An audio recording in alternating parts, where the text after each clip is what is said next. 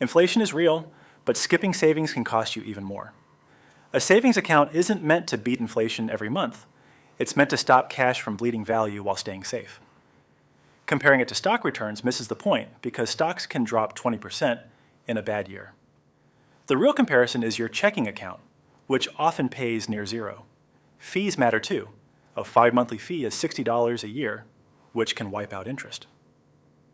Cash isn't free if it's shrinking, and if savings turns into spending, the account can't do its job. During inflation, the highest return move is often having an emergency buffer that prevents expensive mistakes. Liquidity, meaning you can access money fast, stops overdrafts, late fees, and bounce payments that can stack up in a single week. It also keeps you from carrying revolving credit card debt, where interest can run 20% or more.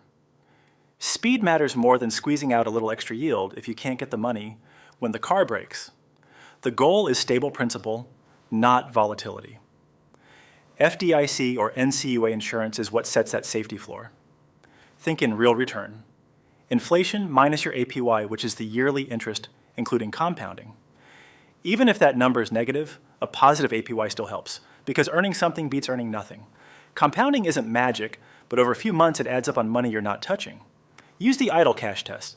If dollars sit for 30 to 90 days, they belong in savings.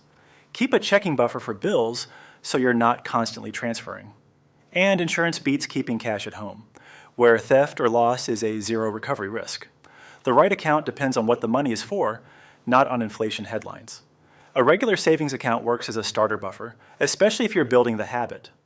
A high-yield savings account is usually better for emergency fund parking because it pays more while staying liquid.